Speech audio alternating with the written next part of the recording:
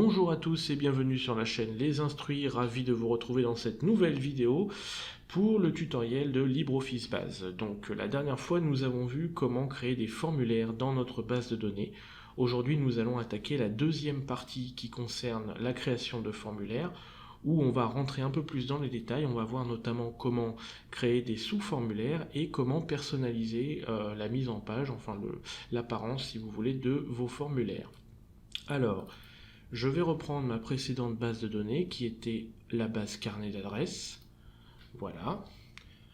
Donc j'avais déjà créé un premier formulaire qui s'appelait ajouter nouveau contact. Voilà, donc on avait vu comment modifier justement l'apparence du formulaire en mettant une image de fond et en positionnant les champs de façon à ce que ce soit plus présentable.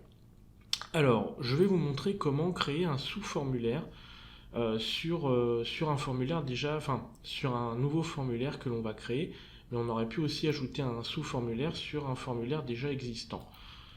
Alors, l'idée, je vais prendre une autre base de données pour que vous puissiez mieux comprendre de quoi il s'agit. J'ai créé une petite base qui s'appelle facturation et vous allez comprendre ce que c'est exactement qu'un sous-formulaire. Donc dans la table,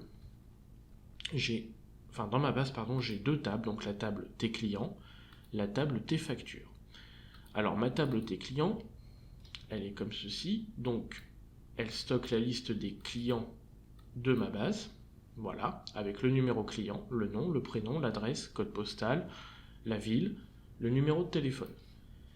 Et j'ai également une table qui s'appelle Tes factures, qui contient la liste de toutes les factures qui sont associées à un client.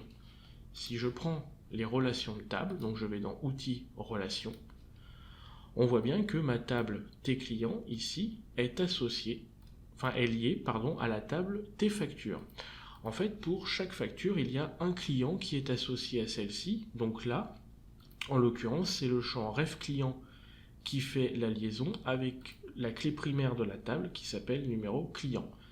Voilà, donc en ayant stocké le numéro client dans une facture, je vais avoir accès à toutes les données d'un client. Alors comment ça va fonctionner? Je vais tout simplement créer un formulaire qui va être lié à la table Tes clients et à chaque fois que je vais consulter la fiche d'un client, je vais pouvoir avoir accès à la liste de toutes les factures qui sont associées. Donc par exemple, je vais reprendre la création de formulaire comme nous l'avons vu, je vais ouvrir l'assistant. Voilà. Assistant formulaire. Je vais créer un formulaire sur ma table Tes clients, donc je vais prendre tous les champs. Tout ça on a déjà vu, vous savez le faire normalement. Voilà. Et là ici, je vais ajouter un sous-formulaire. Donc je vais cocher la case et je vais choisir la première option, ici. Sous-formulaire basé sur une relation existante. Et je vais associer à la table Tes factures. De cette façon, vous allez voir, donc je clique sur suivant. Donc pour la deuxième option, vous pouvez aussi créer un formulaire basé sur la sélection manuelle des champs. Ça voudra dire qu'il faudra rentrer les relations vous-même à la main. Moi, je vais demander à l'assistant de le faire pour moi, ça sera plus simple. Voilà, donc je clique sur suivant.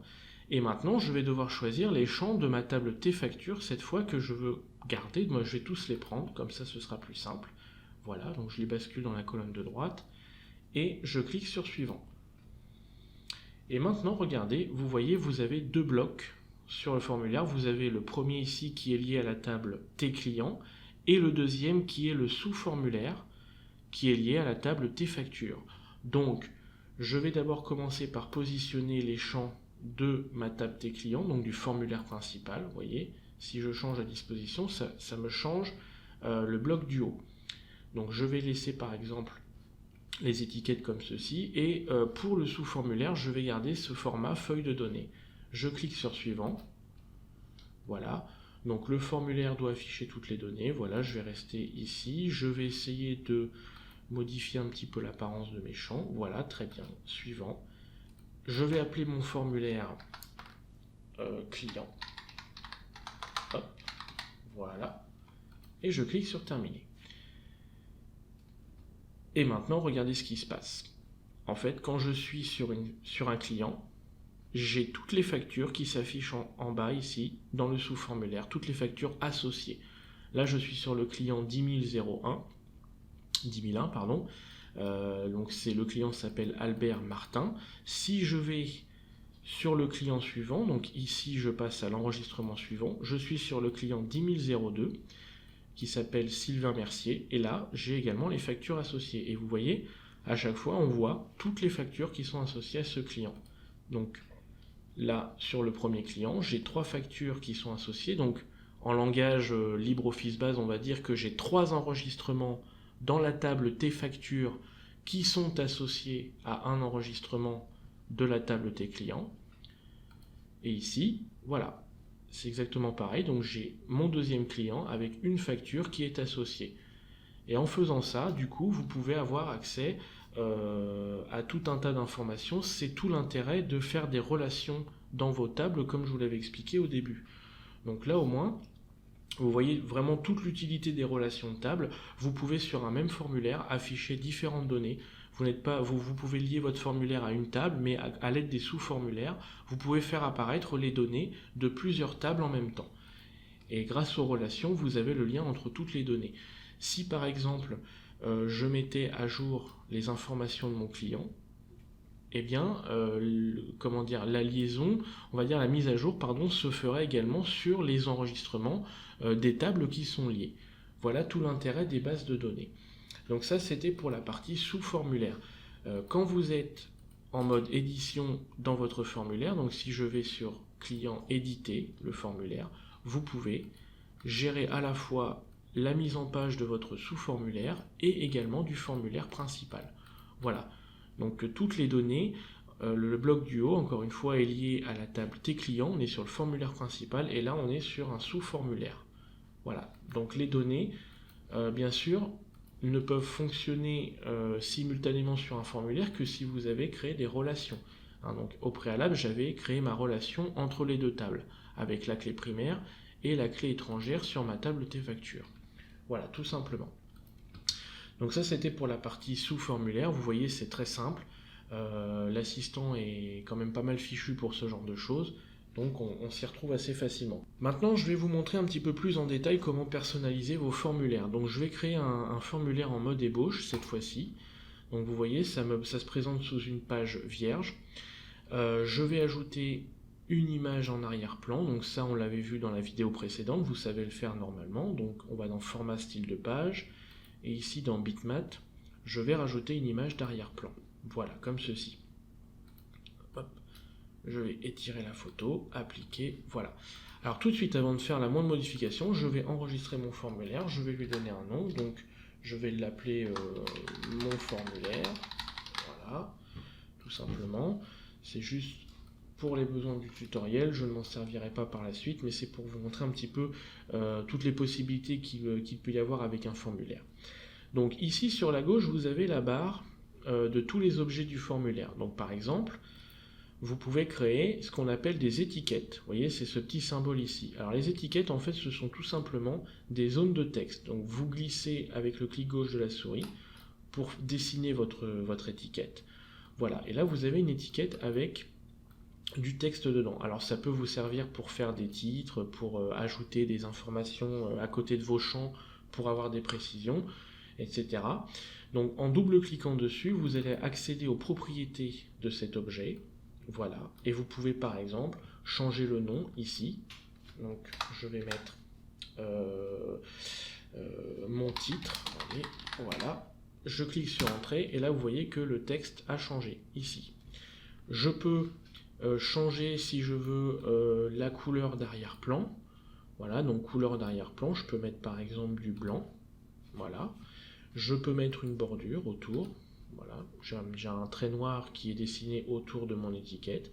Je peux changer évidemment la police de caractère. Donc là je vais dans police, sa propriété qui est ici. Je clique sur les 3 petits points. Voilà, je peux mettre en gras mon texte.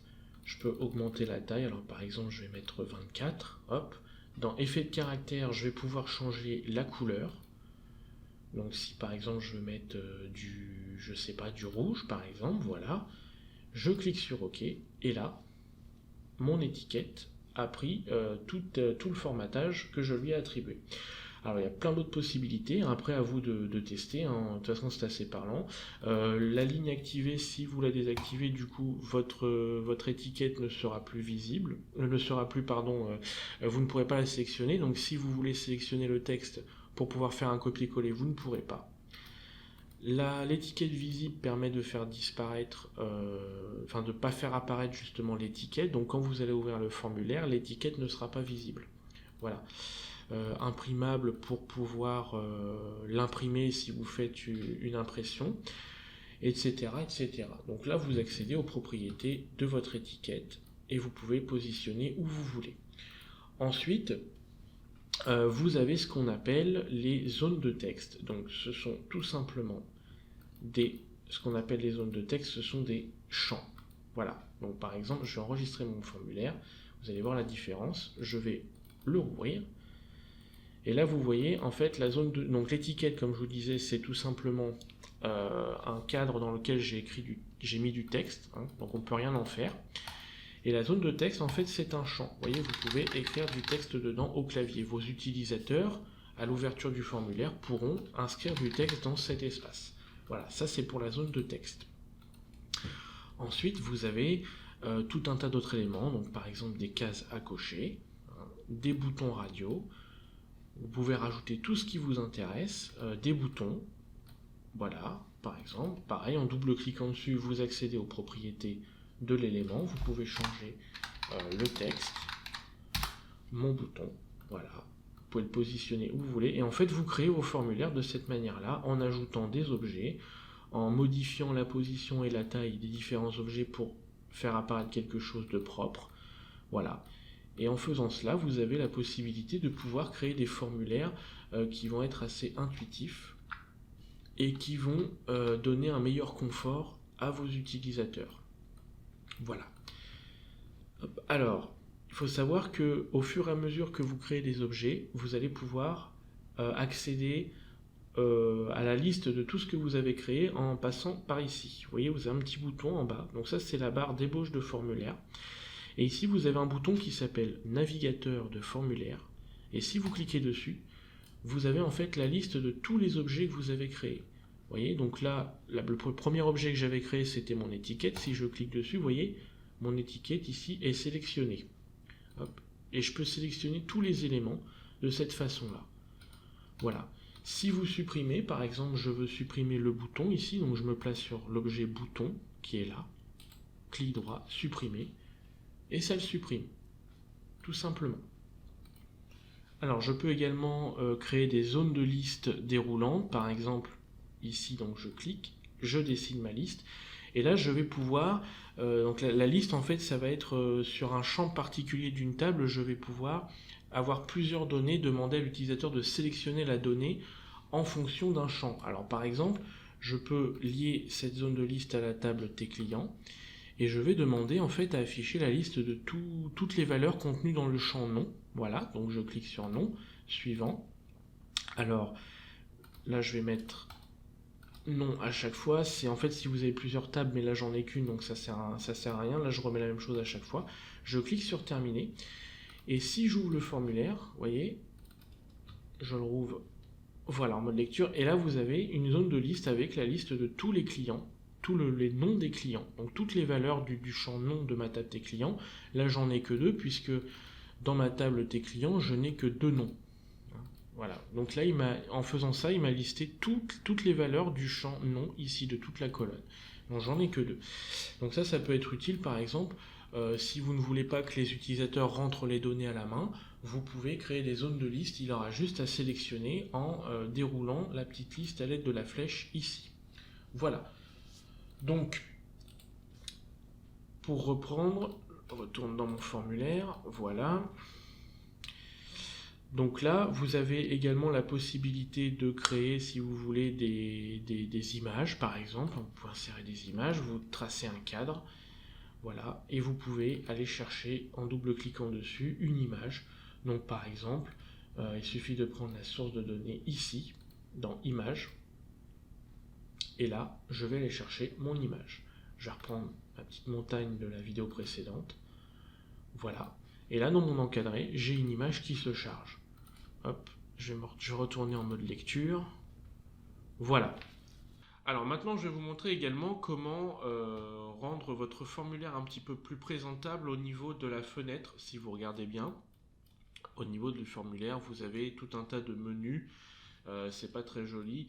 Vous pouvez désactiver tout ce qu'il y a autour pour avoir une fenêtre un peu plus présentable. Donc par exemple, vous allez dans le menu affichage et vous désactivez toutes les barres, donc les contrôles formulaires, voilà, les poches, affichage, barre d'outils, donc navigation de formulaire, voilà.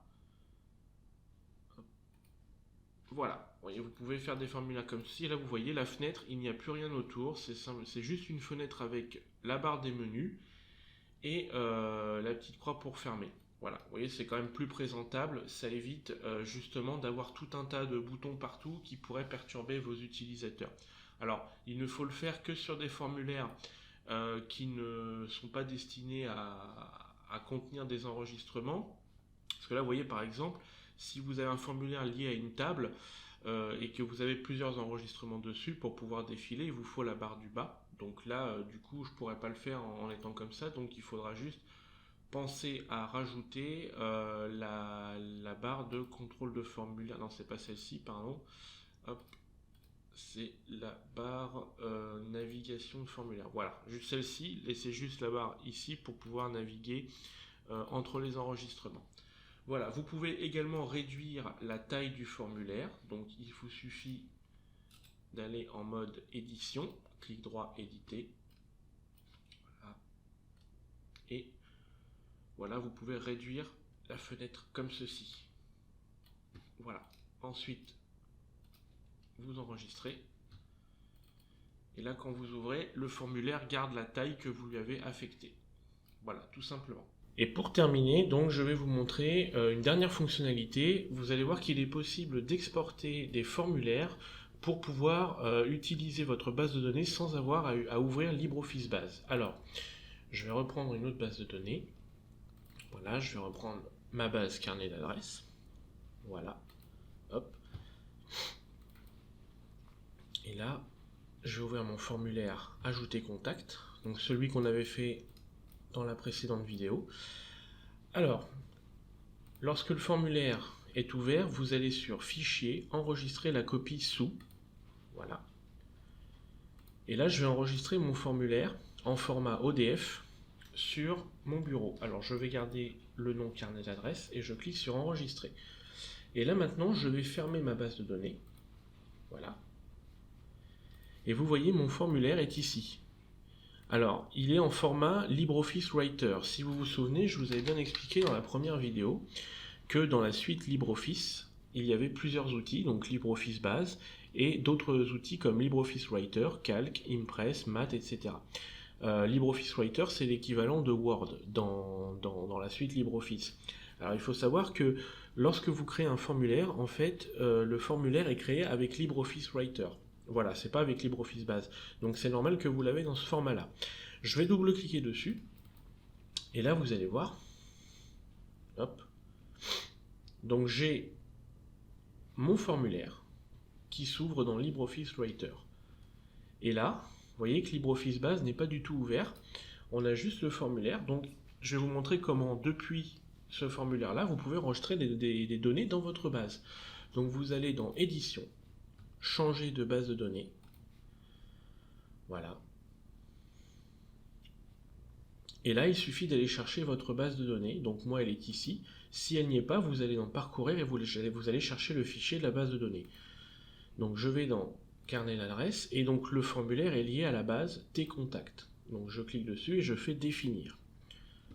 Voilà. Maintenant, je vais aller dans Formulaire et je vais passer en mode Conception.